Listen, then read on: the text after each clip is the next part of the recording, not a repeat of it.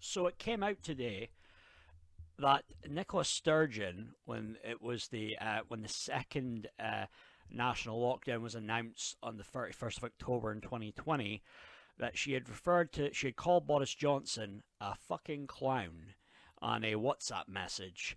Uh, this has been going on with the inquiry, um, with the UK COVID inquiry, and this was in a conversation with her chief of staff. So the inquiry, they were showing messages which the former First Minister described as excruciating a Downing Street announcement about a second COVID lockdown in England. Miss Sturgeon said she was offended by Mr Johnson's utter incompetence, and then her former aide said the language showed Miss Sturgeon's frustration.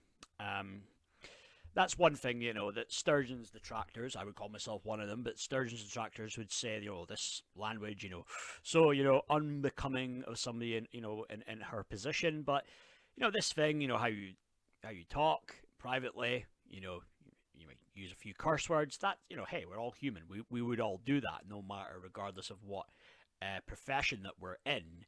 In a private conversation. But I mean, the whole thing with this, with all the WhatsApp messages, Sturgeon has deleted all our WhatsApp messages are gone. Buddy John Swinney, he had all his his WhatsApp messages auto deleted. How convenient. And it's just very sketchy and very odd, this, and it's just Sturgeon, with all the stuff, the arrest, all the stuff with the missing funds. This is just not a good look at all, and this doesn't quite help either. But going on, so it says that Johnston, they had a friendly relationship. My guess is he probably would see it as friendly. She probably never liked him. I can imagine that. But then you had the chief of staff then, Liz Lloyd. She served as chief of staff and a strategic advisor to Miss Sturgeon between 2015 and 2023. She said engagement with Mr Johnson became pointless in the early months of the pandemic. Speaking at the inquiry, which is currently sitting in Edinburgh, she was shown messages from, this was the 31st of October 2020, between her and Miss Sturgeon on the same evening as Mr Johnson. He announced, this was a fresh lockdown for England. So she had said that his address was effing excruciating and the government's communications were awful. I'm not here to defend Boris, but when it comes to that, is she right about this? Yeah, absolutely. But I still don't think that she's in any place to be talking with this. It just felt during COVID, and I don't think I'm wrong, that, for us, a wee nation of 5 million people, but we still had that thing of, we had to be a bit more stricter with our lockdowns. She was always seemed to be wanting to beat Boris to the punch to make an announcement about how we're going to be more stricter with this, more strict restrictions even than there was so in England. So she can go on about saying about how awful things were, but then again, and that was the thing with Keir Starmer, Labour with the Tories. But if they were the ones running the country, if it was Starmer in charge or whoever else, I think it would have been even way worse. But so she's saying that that his utter incompetence is offending me on behalf of politicians everywhere. And I do have there was the whole thing of the excerpts of the texts that went on, and then. You got bloody Les Lloyd. Oh, separate WhatsApp with so and so. So they're all just in their wee little group. Slagging off, thinking that they're that I don't know, that they're above it all. I guess I don't know. And then she just straight up says he is a fucking clown. One thing about this coming out in a weird way might sway things a little bit though. And I mean, this is just having to come out in the inquiry. It's a big thing. People are going to run with it. The media, the press are going to run with it. But this whole thing about her calling Boris a clown, when probably 95% of the country here would agree with her that Boris, he is a fucking clown. But, so it's almost like, I feel when this is coming out, it's going to actually show a lot of people, it'll show kind of like Sturgeon in a positive light. And this is what I'm a little bit worried about with this stuff coming out now about with these text messages. And so, okay, communication was terrible. They were saying that Boris wasn't really communicating with them, and I can imagine that. I can imagine this Boris, Prime Minister of England, in his mind, up on a pedestal, looking down kind of on Scotland. And that is the kind of thing. A lot of people, let's not kid ourselves, people in England can look down on folk in Scotland, this wee island. But then we can be how we view the English. We can be incredibly hostile as Scots. That's just how it is, unfortunately. But, so Miss Lloyd told the inquiry the conversation was the result of chaos in the UK government. She said the Scottish government had to mitigate that because although the restrictions did not apply in Scotland, they had an effect on how people north of the border viewed the pandemic. We were clearly not very complimentary about the communications handling that day, she told the inquiry. So it was an easy thing, an easy explanation, excuse for them having their little chit-chat on WhatsApp. But, Lloyd has this text. She didn't delete anything. But just with Nicola Sturgeon bloody deleting all her WhatsApp messages. What is she hiding?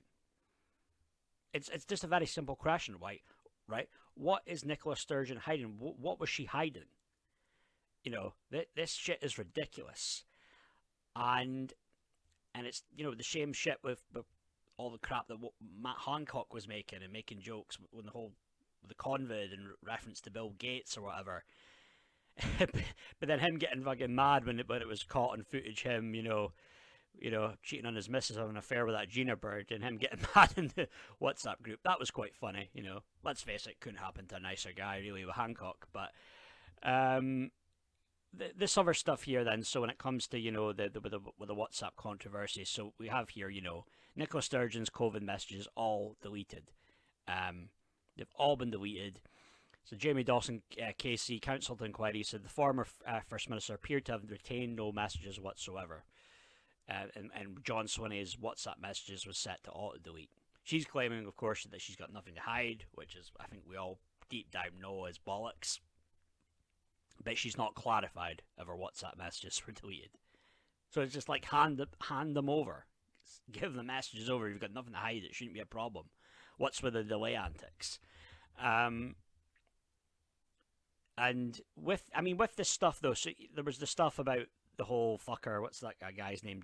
Jason Leach, the guy you always saw his fucking face every day when they were doing the thing, the communication thing, whatever. They get up in there was the podium, the same shit that Boris and whatever Whitty and Hancock did. And I mean, that guy to me seemed like a dick. I don't know what it was. I just thought he was a bit of an arsehole. Probably. I mean, would I say he's better than Sturgeon? No, probably. They're both just as bad. But yeah, so that guy, it was the National Clinical Director, Jason Leach, and they, he had that thing. There was that came out. I think it was yesterday about Kate Forbes and saying, telling Kate, we had an argument, him and Sturgeon. I used swearing. Like, you're a right rebel, are you, pal? And then I think Kate Forbes said something like, I would have had a few curse words in there too.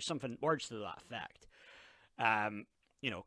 Kate Forbes, okay, I mean, she's part of that club, but, at least she seems to have some principles and sticks by them when it comes to, her, religious views. And, she owned Hamza Youssef on one of the debates that time, so she's not too bad.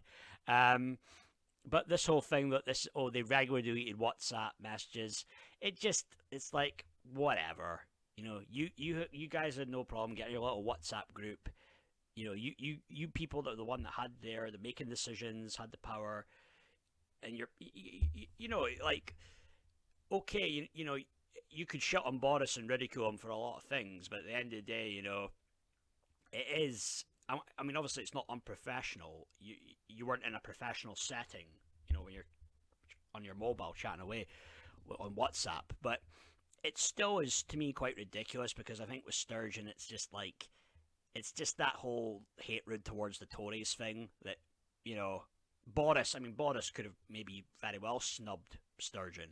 But then I think at the same time, when you see photos of Nicola Sturgeon, it's like she can't even look Boris in the eyes. They're shaking hands with her head down, and it's just like, okay, I get it, you don't like the Tories, but you got to try and have like some working relationship, and there when you're First Minister of Scotland, Sturgeon, he was the Prime Minister of England, but the whole thing about her calling him a fucking clown, I mean, I'm suppose some might be surprised at what she said in a sense, because we've never ever heard her talk that way, because it's always in professional settings did we see Nicola Sturgeon. But we kind of know with Boris, it should be no surprise that Boris would say things that he said about, letting the bodies pile up or whatever the fuck. And, people know with Trump, Donald Trump would say probably something like that about an adversary, that they're a fucking clown. This is the things that happens in politics. It's no surprise. They're human, in the end, they're human beings. But I just hope, though, that something is actually generally not going to come of this, or, it's not just going to be a giant waste of time. If, with this stuff with Sturgeon, you know, whether it's the missing funds or it's this stuff with the WhatsApp messages, will there be something there that will be exposed to Scotland? Well, not just Scotland, but the world, because she's not a pleasant character to me. I have Nicola Sturgeon down as a wolf in sheep's clothing, really. I really do. But yeah, so this stuff with Sturgeon calling Boris Johnson a fucking clown should be as no surprise. But I can't, as they say, it takes one to know one, though.